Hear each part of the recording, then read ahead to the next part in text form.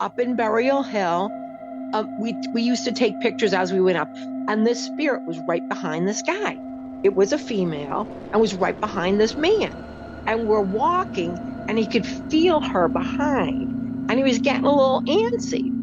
And people would take pictures, and yes, she was right there. And you I could was see her. You could yes, see it her. was like an apparition right behind Wow. him. On this channel, I talk a lot about Plymouth and all the great things it has to offer. But Plymouth has a very dark and morbid past. 2 years before the Pilgrims landed, the Native Americans suffered a mysterious plague, and 90% of the population died. When the Pilgrims landed, they brought more sickness, and hundreds of the early settlers perished. Some of these settlers still roam the homes and the museums and can be seen peeking through windows or putting a cold hand on a visitor's shoulder. I wanted to know more about Plymouth's haunted past, so I reached out to Jan Williams, the owner of Dead of Night Ghost Tours. We had a very interesting conversation about who is still roaming the streets in America's hometown. Jan, super excited to have you, bend your ear about this very interesting topic. So super curious, before we get into all of the cool stories and the history and the lore, how did you get started in something like this? This is something that I think a lot of people are like, ooh, that would be cool to do someday, but then they go off and they're, an accountant or something. So, tell me, like, how did you get started, in this business? It's crazy. It's a wild ride. And my real job, I was a paramedic. 27 years. I saw things that I couldn't explain, but I needed to know. And most of them were in big historic houses and this and that. And I would see things, and I'd eventually work it into the conversation with my patients. And yes, their houses were haunted, but back in 2004, you don't talk about things, 2004. Right. It was just kind of, I think people believed in spirits, but it wasn't your frontline conversation, not right. like it is today. So anyway, I would see things. So I started researching. People thought I was a little crazy. Then one night in October, my best friend's mother, who had passed away, was coming to me in visions. And she would tell me about, like Coles Hill or Leiden Street or the courthouse. And I would write it down. I don't remember dreams, and I would just write it down. And then one of the words she said was ghost tour. Now, being October, it's my daughter's birthday. I thought, oh, cool. I'll take my daughter on a ghost tour in 2004 up in Salem. We did this little hokey ghost tour. And then that night, she's in my room and she's like, no. I told you ghost tours in Plymouth. And she's like pointing her finger at me. And I was like, and she says, you have to do it. And I'm like, all right, I'll do it. Every night at 2:05, this woman is coming in my room and giving me signs and messages. So now I just made a pact with a spirit that I'm going to do ghost tours. Now, I'm not usually a public speaker. I really didn't like it. I was kind of shy. I think I've changed a little bit. And you've grown into the role. So I gave my daughter this list. I said, look at this. I said, tell me what this is about. Where is this? So we had just gotten a computer in 2004, and she goes, and she's gone for like a couple hours. And then she comes back. She says, Mom, that's all in Plymouth. I said, get in the car. Let's go.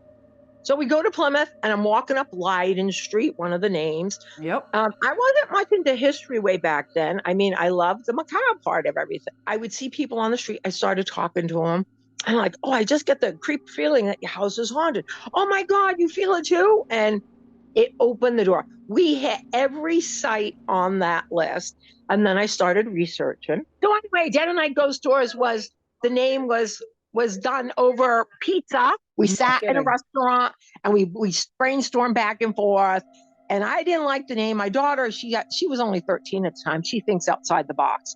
And she said, no, Dead of Night Ghost Tours, Mom. The dead of night, you're out there prowling. I said, all right. Here we are, 21 or 22 years later. And we're still going strong. Each year we got bigger and bigger and bigger. At one point in time, I died. I crossed over. I physically was given cardiac arrest. Oh my God. I fell down a flight of stairs. And I see dead people. I saw all my relatives. So I could tell you a whole thing. We could do a whole topic on crossing over. Holy Let me tell you. smokes. Okay. Yep. So then, because I fell down a flight of stairs because I was training to be the first firefighter paramedic in Duxbury. But because now I broke all my ribs, I lost my spleen. I was a complete basket case. I lost. I mean, I was 3 weeks in a coma, so I Oh never my could go back goodness. to. I couldn't go back to my job. So I Wow. was kind of nervous, and my daughter says, "Ma, don't worry, you have the business." I said, "Jess, we made $1,500 the first year. We ain't gonna live long." Right. And she wrote bus companies and schools, and we had big tours coming in. Here we are. Wow. Here we are. Wow. My daughter was 13 at the time and went above and beyond the box, you know. So That's awesome. That's, I mean, I think that it's, I've lived in this town for, I don't know, 35 plus, going on probably 40 years. And, and my content on my YouTube channel is living in Plymouth. And what you hear about when you hear about living in Plymouth, you're thinking, oh, it's the Mayflower and it's the Plymouth Rock and it's, parades and happiness and all this. But what a lot of people don't realize is there's a very morbid underbelly right, of this of our history that goes along with that, right. and it stands to reason that I was reading that prior to the Pilgrims settling, right, there was a plague 2 years prior. There was a plague that wiped out, I forget what it was, like 50% of the Native American and Right. 75% of the Native American population. And so, from disease. And so they came here with that, and then they brought their own disease. So of course you have this, death and spirits and unsettled spirits, just here that don't leave. I will tell you that. So, my both my daughters, one's in college now, and she's in the marching band. Okay, the high school marching band in Plymouth, and every year they do the Plymouth Christmas parade downtown. So they do that, but then at the end they got to get back to the bus. So usually what they'll do is they'll march back towards where the town hall is now, and then go down North Street, and then cut through an alleyway. And I have to tell you, Jim, I volunteer. I'm like I was the devoted band parent. I marched with them with all the parades and football games and all that. And the first time we walked through the alleyway, and I forget, I think it was next to, what's the name on the right hand side, the house, Spoon the Alley. big, what is it? Spoon Alley. The Spoon Spoon, Alley. yes. When we were walking down the alley, I swear, and I don't watch a lot of the ghost shows and the hunters and all that kind of stuff, but the hairs on the back of my head, we were walking, it was nighttime, and we were making all kinds of noise, and the kids were, banging on drums and stuff. I got so spooked, like, just without even knowing the history or the whatever, behind it. But I was so spooked, like the hairs on the back of my neck, like, stood up. And then I found out later on, that that's a pretty Haunted haunted place. area, right? Like Yeah. that's a real haunted area. But what would you say, like, as far as all the sites, that you visit, that during your tour or even outside of your tour, what would you say is like the most active site? Is there a most active site that in Plymouth? It depends on the season. My two favorites are the 1725 Captain Taylor House, which is one that my ghost tours runs out of, and the 1749 Courthouse up by the town square. Okay. And then if I had to pick a third, Burial Hill. You Yes. never know what you're going to get in any one of those three places. It is amazing. I don't know whether it's the people on my tour that draw the energy. I don't know whether it's seasons, planets, weather. I don't know. But some nights it's phenomenal. There's things we cannot explain. So we Now, always you talking like predominantly friendly, Unfriendly Oh, very or friendly. No, okay. friendly apparitions, sightings, pictures. Um, we get a lot of really good stuff. Any Really good. any unfriendly? Any like that you've come across like during a tour or Not whatnot? not yet. When we did private investigations, we would get feelings that weren't so good, and we kind of backed away from, investigating deeper and further. I Sure. always tell I always tell those folks that maybe you need a little bit more something that I can offer. You know what I mean? Yep. We do your friendly household Casper the ghosts. You see things, you feel things, the little prankish things. And that's their way of just letting you know they're there. And it usually happens around change. People that move in, um, people that, redecorate. That's when things get to go awry. And after so many times, people um, need to validate now what they're seeing, because the first couple times you kind of blow it off. You know what I mean? Right. Right. So that's when I usually get the phone call. It's like, and I've actually even had a few real estate companies, when they're going to sell a house, they get the heebie-jeebies, and I go in there. Really? I know I get that question ever so often. Like, people ask, and Massachusetts is an odd state. One of the old, it's the oldest state in America, and you would think that the rules and regulations that we have to abide by would be a little bit more clear cut. But as a real estate agent, according to state law, Right. I cannot volunteer any Right. information. Like, even if I know, like, this was probably about, I've been in this business for over 25 years. So this was probably going back, I don't know, 12 years or more. A while back, I was in a property on Leiden Street, and was in this property and doing an open house. And the homeowners had said, oh, there's a spirit here, the spirit's friendly. And I'm like, oh, okay, whatever. Like, I don't watch the shows. I'm like, I acknowledge the existence, but am I looking for it? Not really.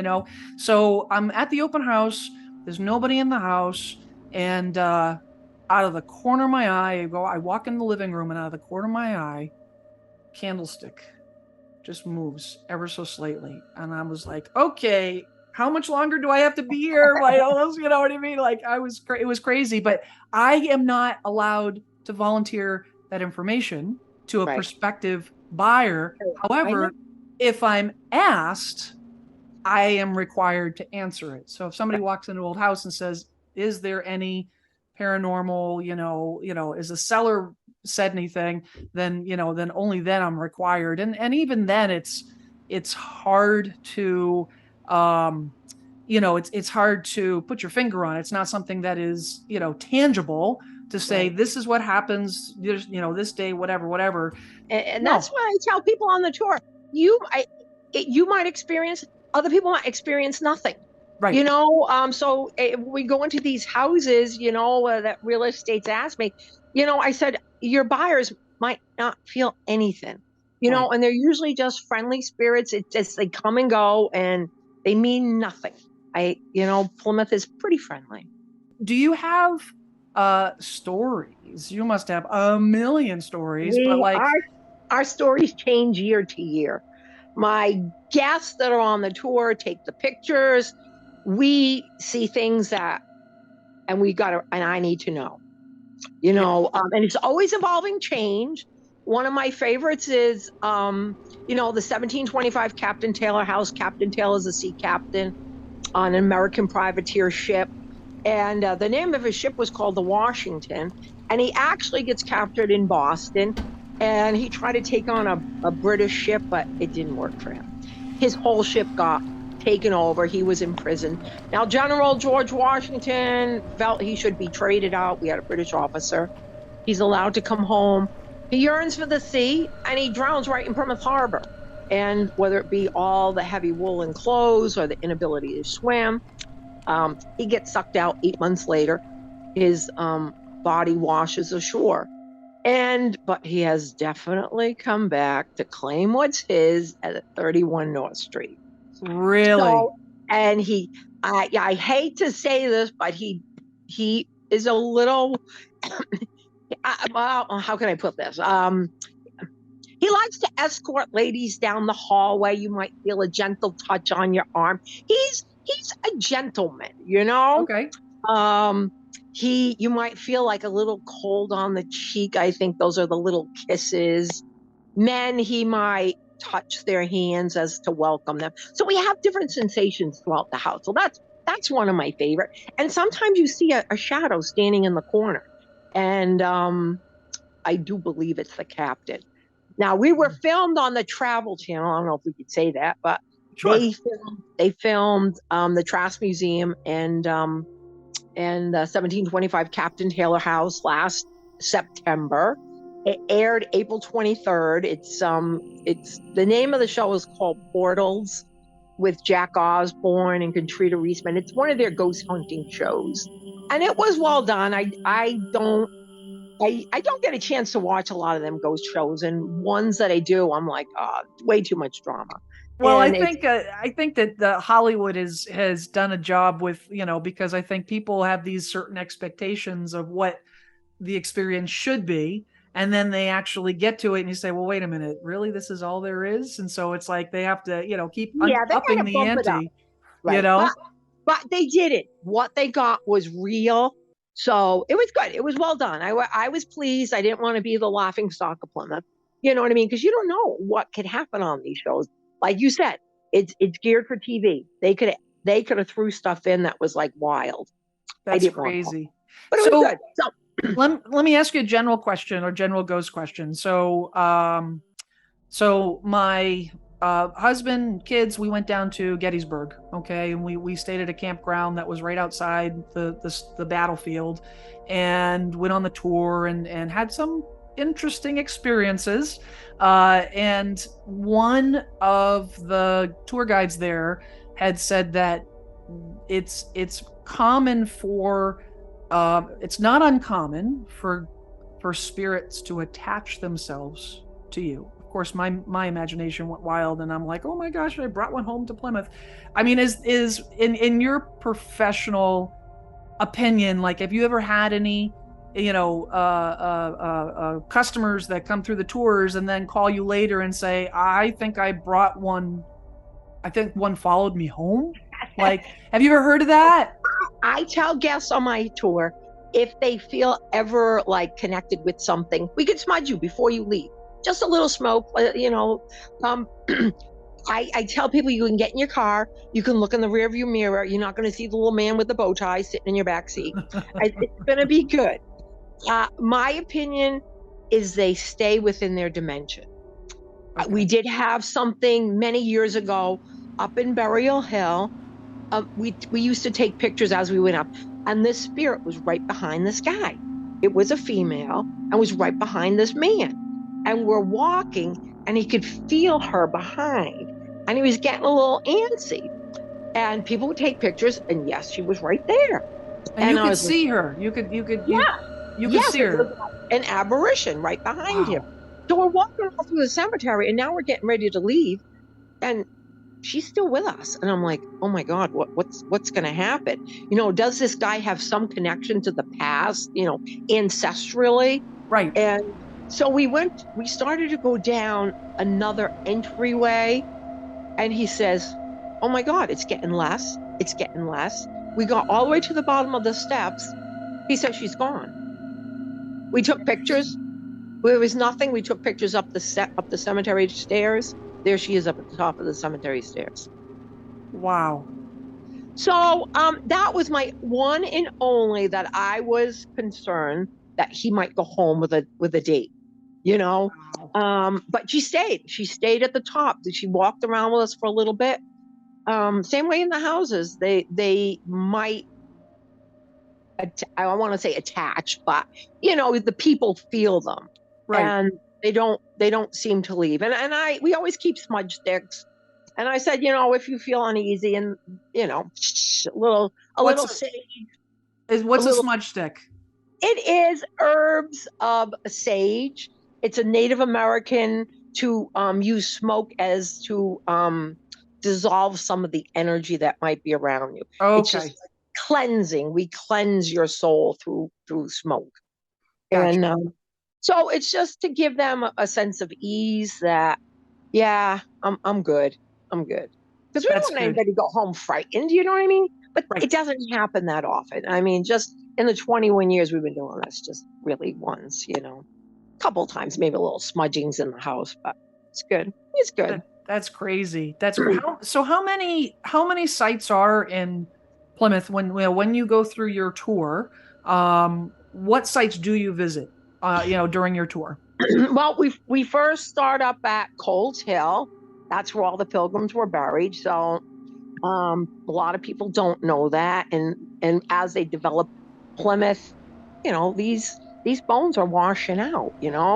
So I feel these pilgrims have been moved all around our town. These sacred bones, they're sacred space. So we start at Coles Hill. We set the preamble of how and why this exists, and then we walk down the oldest street in America, where Plymouth Colony was. This is where it all happened, folks. You can't get any closer to history. Right. And then we go to the town square where they had pillars, stocks, whipping carts. That's also where they had the gallows and the courthouse. And, you want to put these things in a public location so that people could humiliate you even more than you are. And we talk about the courthouse, the 1749 courthouse. If you haven't been in it, definitely go. Oh, it's my favorite place. I can show you photos of apparitions. It's just amazing. Amazing. Wow. And then we talk about the church, the congregational, not the congregational, the Unitarian Universalist Church. And Hmm. then we go into Burial Hill and we prowl and we give you the history and certain areas where we pick up different manifestations. And then we make our way down Main Street to North Street and go into Spooner Alley, the one that you were feeling the heebie-jeebies. Yes. And we talk about that because a lot of people do feel. Is that a pretty active? Would you say it's a pretty active area right there? I mean, Oh yeah, oh yeah, yeah, yeah. yeah. I was actually downtown yesterday with a friend of mine, and we grabbed some lunch, and it was so gorgeous yesterday. We said, you know what, let's take the long way back to our car. So we walked down North Street, and we stopped. We were first stopped in front of the library, because we were both, we went to. I graduated 1989. Back in 1989, that was the library, and I we were know. kind of like, going through Reminiscing. memories of Yeah. the old second floor of the library and that creepy spiral staircase that we had to go up, and the microfiche, and the whole 9 yards. And I don't know if the old library building is if there's anything going on there. I, as a kid, always felt a little bit uncomfortable when I went into the old library, but it's People obviously still is. do. Yeah, People okay. still do. I swear it's the librarian, the first librarian. Really? You better make sure you put that book back. Gotcha. That would make sense. And do they get well, like, I don't know if they get upset, but I guess like you said, they get more active because obviously that building has undergone a lot of A lot of transformation. things. A Yep. lot of transformation. The art, the Cultural Center for Arts, like that whole addition that they made. I mean, it's gorgeous, right?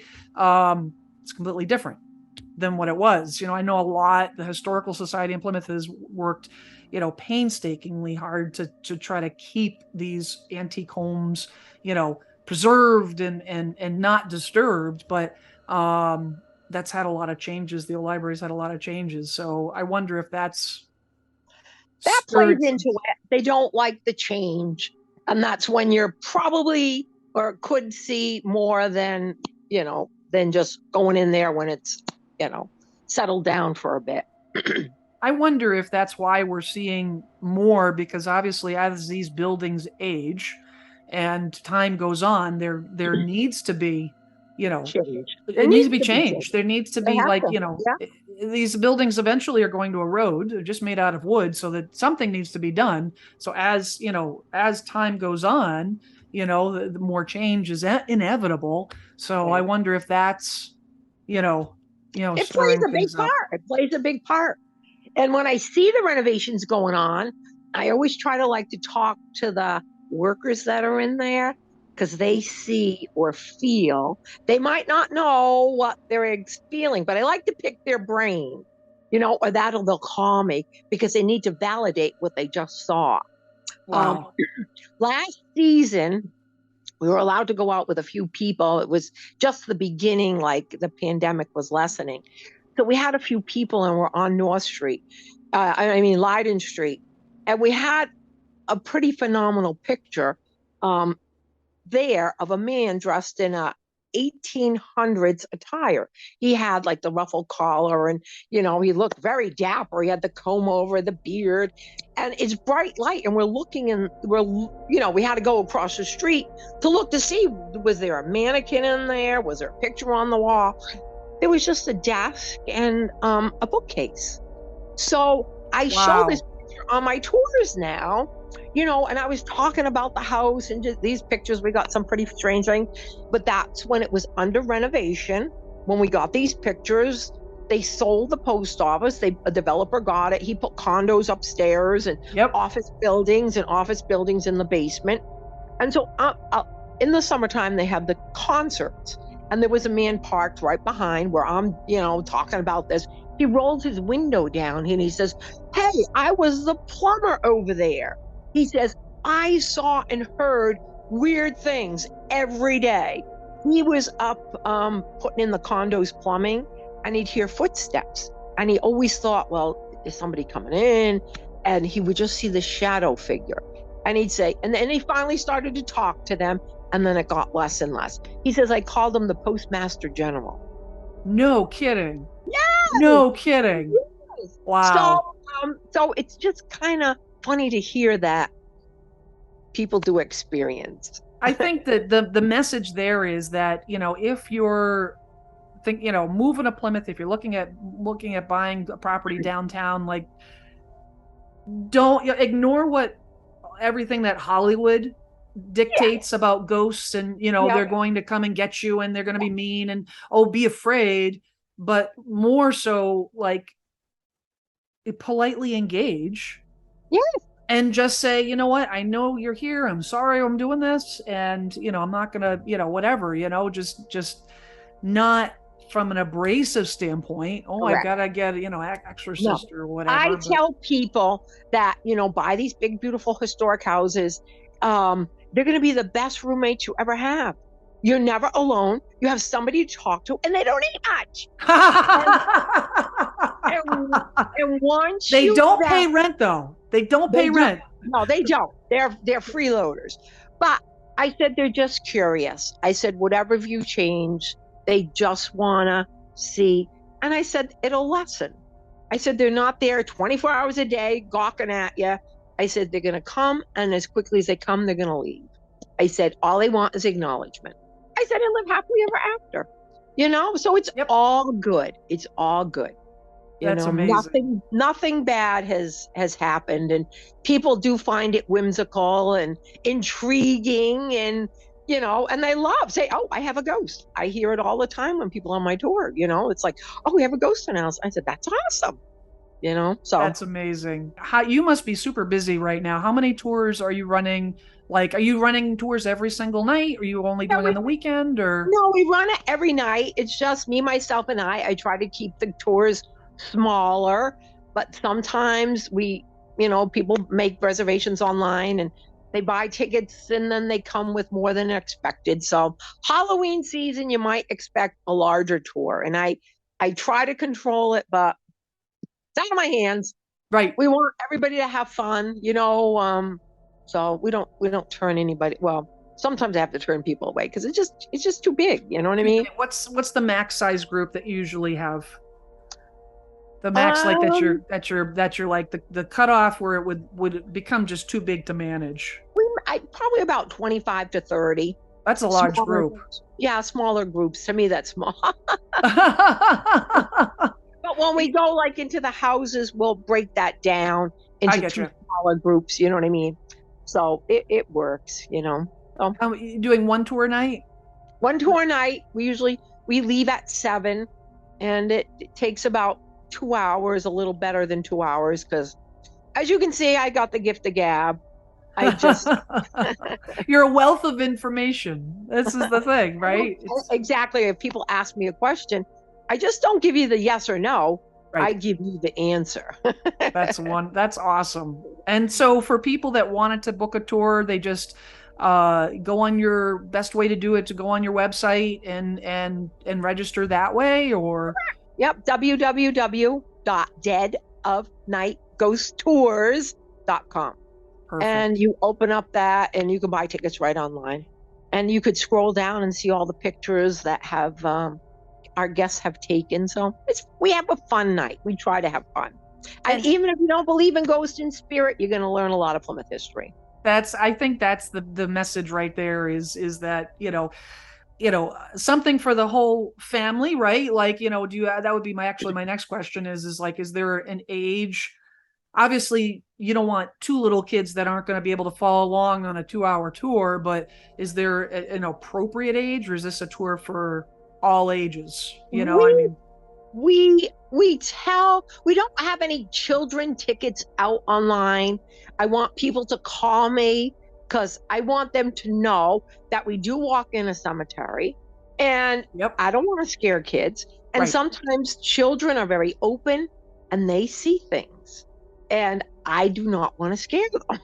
right, right. So I tell people, your children better than us. We think, 9, 10 is good ages. They're open, they're able to reason things. A little smaller, it's over their head, so it really Yes, doesn't affect them. You know what I mean?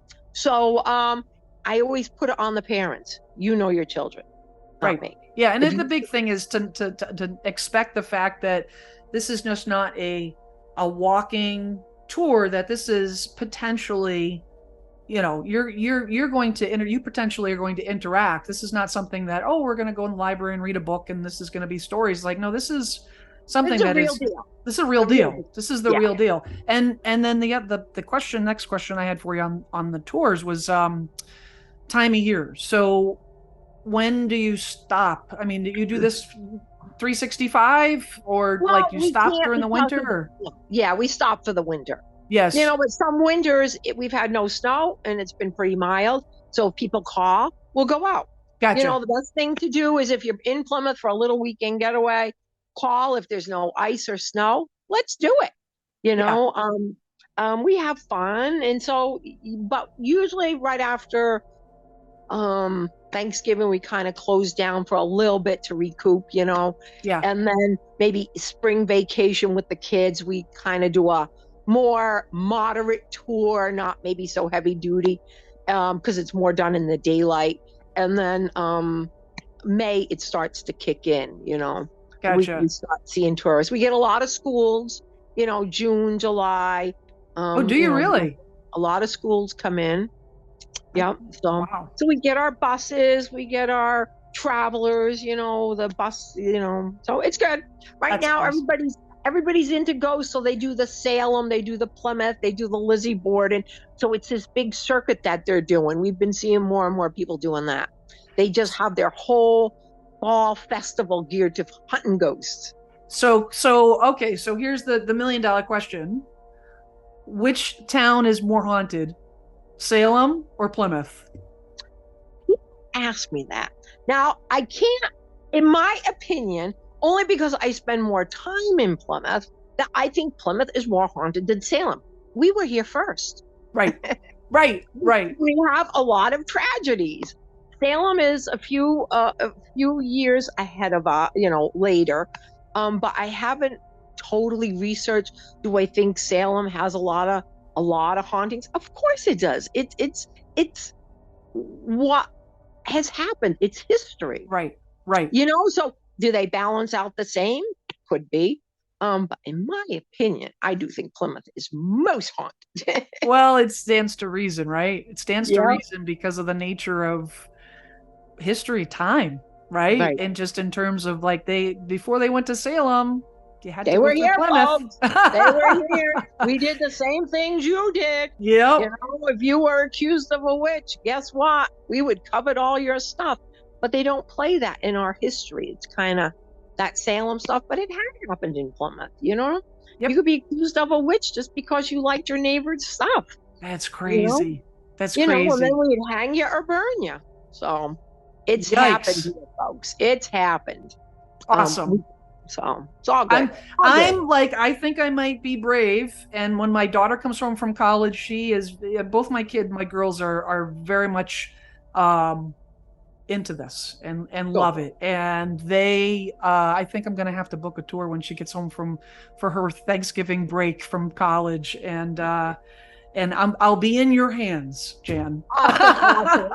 I feel much better. I'll be honest. I feel much better about the whole thing because it's you again. You hear the stories about being so dreadful and negative and scary and threatening and so now I've learned that it's not.